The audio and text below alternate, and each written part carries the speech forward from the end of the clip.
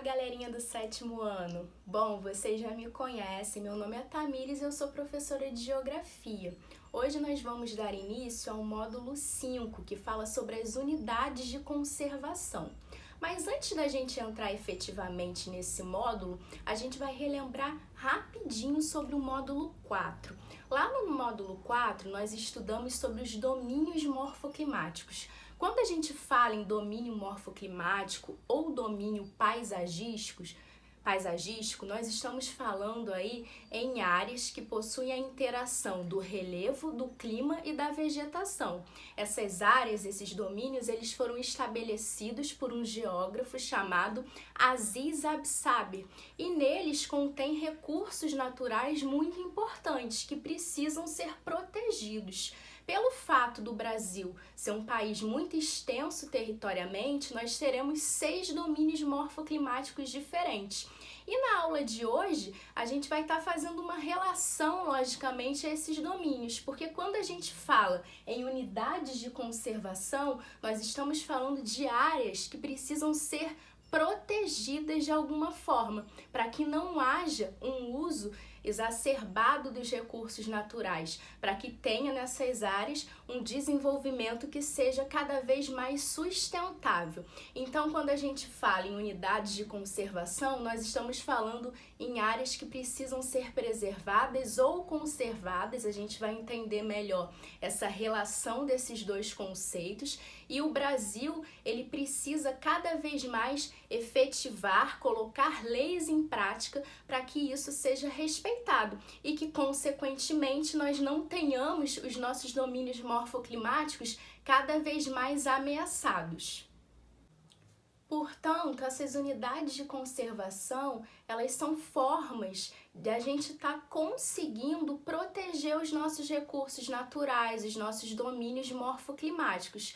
E essa proteção é feita principalmente através das instâncias do governo, seja federal, municipal, estadual. Então, uma grande área delimitada para que seja feita ali uma proteção daquela área. Então, isso é basicamente o que é a unidade de conservação.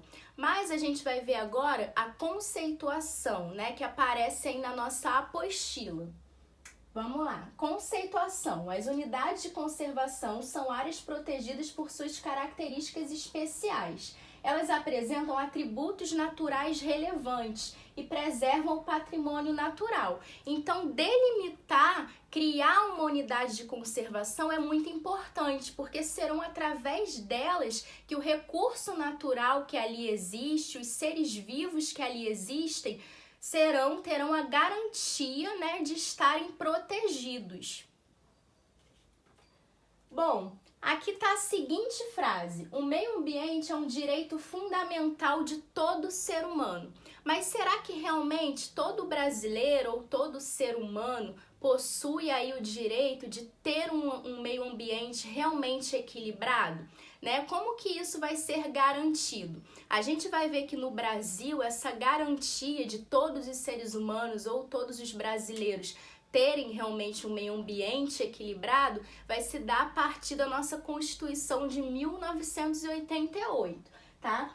Então, mas como é possível garantir? No Brasil foi criado o Sistema Nacional de Unidades de Conservação. Vai ser a partir desse Sistema Nacional que serão criadas as unidades de conservação que a gente tem hoje no Brasil. Então, esse Sistema Nacional de Unidades de Conservação, ele tem como objetivo gerir, ou seja, organizar e criar as unidades de conservação. Será através dele, por exemplo, que áreas serão delimitadas, criadas, novas unidades de conservação serão elaboradas, colocadas em prática e terá ali a regulamentação a partir da lei. Bom, os órgãos responsáveis, ou seja, quem são os órgãos que fiscalizam se realmente aquela unidade de conservação está sendo protegida, se as pessoas estão respeitando aquele espaço, se se as pessoas estão utilizando os recursos naturais de forma sustentável. A gente vai ver agora que no Brasil a gente tem o ICMBio, tá? O ICMBio, que é o Instituto Chico Mendes de Conservação e Biodiversidade, é o órgão federal responsável por organizar essas unidades de conservação. E no âmbito estadual, aqui do Rio de Janeiro, a gente tem o INEA, tá? Então, o Instituto Estadual do Meio Ambiente. Então, nós temos aí o INEA no âmbito estadual e no âmbito federal o ICMBio. Preservar é diferente de conservar. Quando a gente utiliza o termo preservar, muitas vezes a gente utiliza como sinônimo do conservar. Quando a gente vai fazer uma redação, né, muitas vezes pedidas lá pelas professoras de redação ou até mesmo em ciências ou geografia. Aí o professor, né, dá o tema, a importância do meio ambiente. Às vezes a gente utiliza essas duas palavras como se fossem iguais, mas na verdade elas têm conotações diferentes. Elas pertencem a correntes ambientalistas diferenciadas. Quando a gente fala em preservar, os preservacionistas tendem a proteger a natureza sem a interferência humana, ou seja, o termo preservar, se eu utilizo esse termo, eu estou dando a conotação de que eu nunca posso utilizar os recursos naturais que existem em determinada área. Então, eu não posso interferir ali. O ser humano, ele não pode interferir naquela área. Por quê? O conceito de preservar, ele passa essa conotação. Então, os preservacionistas tendem a proteger a natureza sem a interferência humana. Já os conservacionistas defendem o uso de maneira sustentável.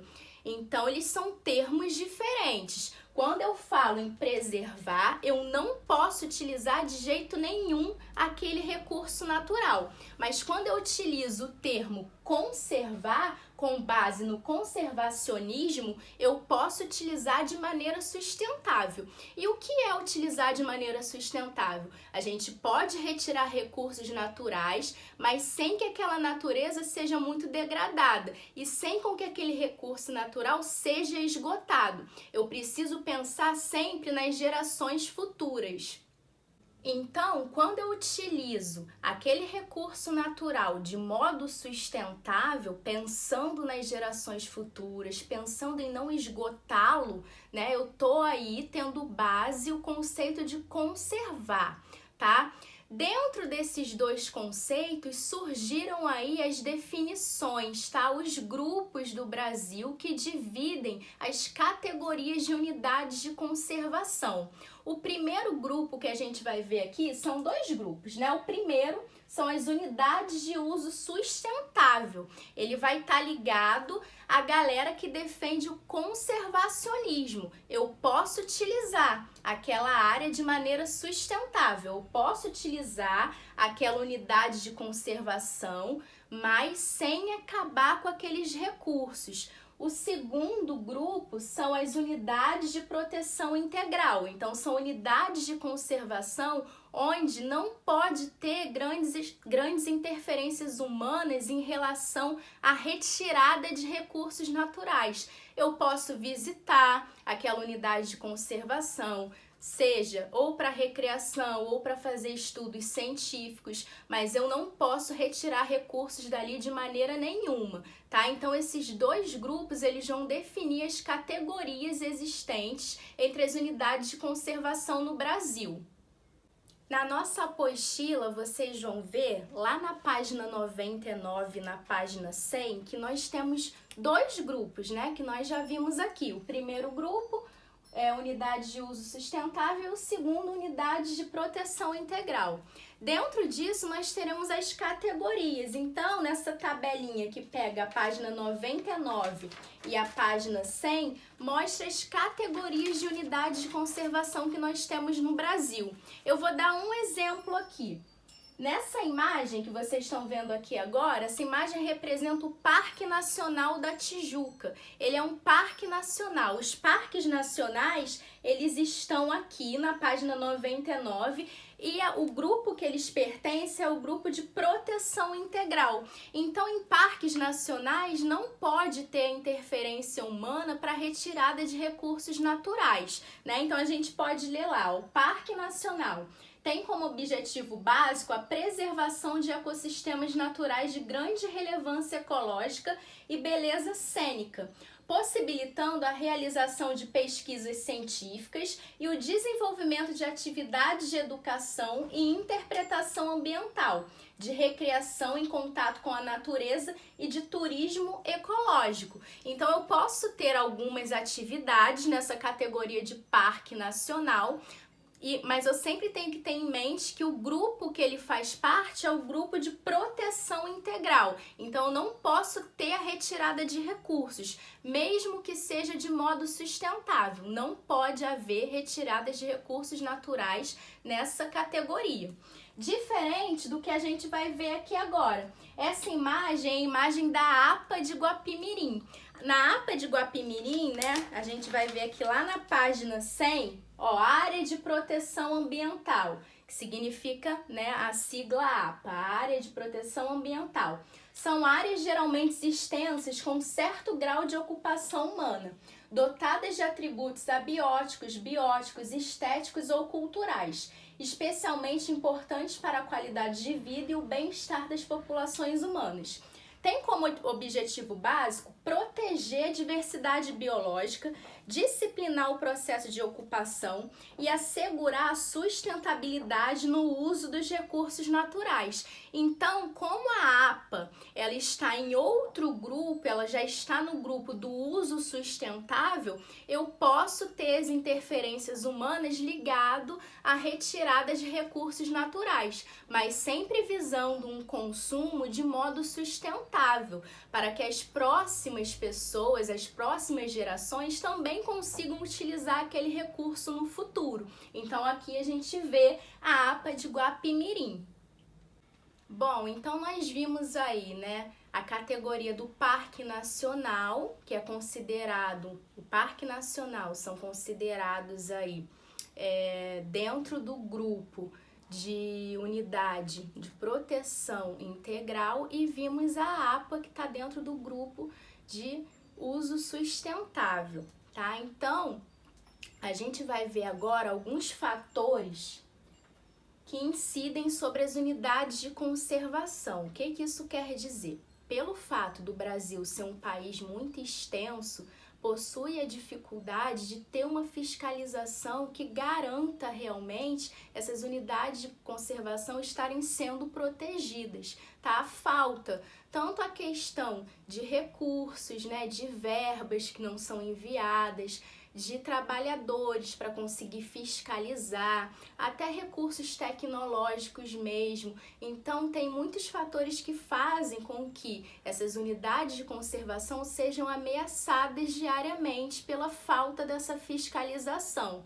Então, o primeiro fator que a gente vai ver aí é o desmatamento. Muitas áreas são desmatadas por conta aí da produção agrícola. Então, a produção agrícola, a pecuária, faz com que muitas áreas sejam desmatadas e avancem sobre as unidades de conservação. Então, a gente tem o problema do desmatamento, ou seja, a retirada de vegetação dessas unidades de conservação para poder estar aí plantando, criando animais. Então, a questão aí da monocultura, principalmente da soja, no caso brasileiro, está muito ligada ao desmatamento dessas unidades de conservação.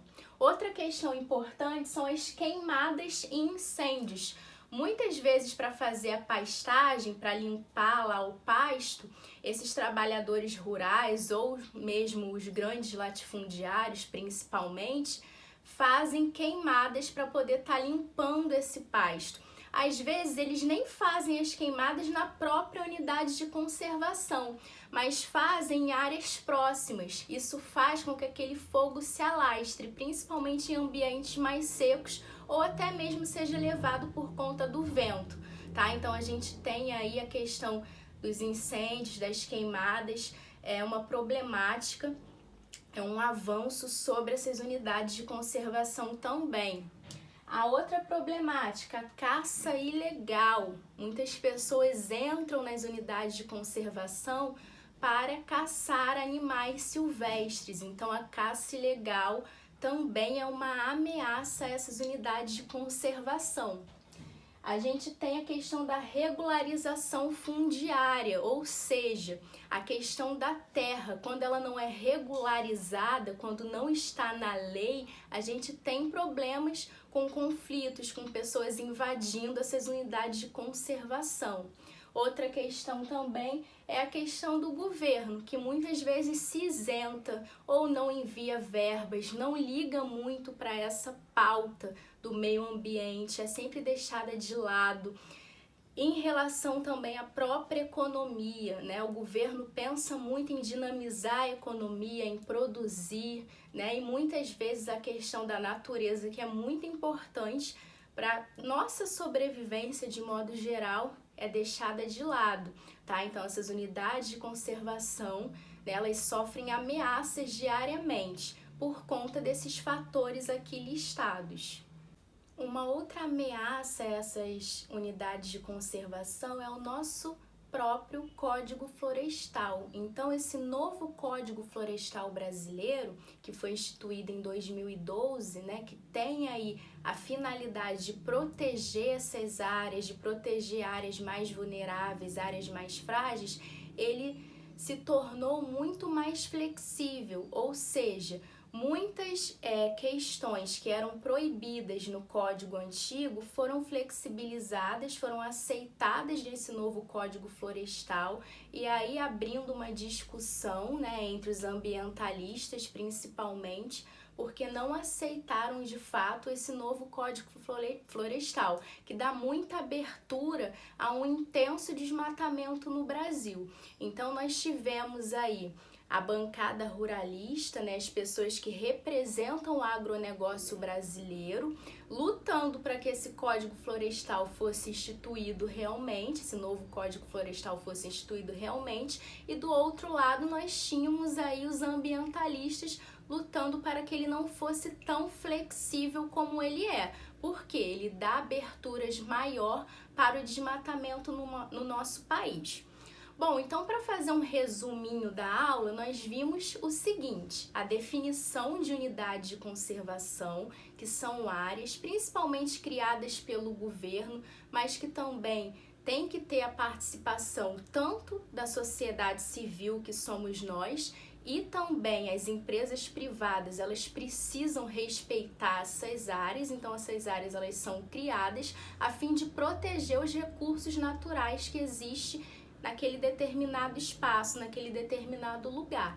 Essas áreas aqui no Brasil, elas são monitoradas, elas são geridas pelo Sistema Nacional de Unidade de Conservação e elas são divididas através de dois conceitos, né? Do conservacionismo e o do preservacionismo. Então a gente tem no conservacionismo as unidades de uso sustentável, ou seja, eu posso utilizar aqueles recursos de maneira consciente, de maneira sustentável. E temos do outro lado, ligados ao preservacionismo, as unidades de proteção integral. Eu não posso utilizar os recursos daquela unidade de conservação. Espero que vocês tenham entendido a aula, tá? Até o próximo vídeo.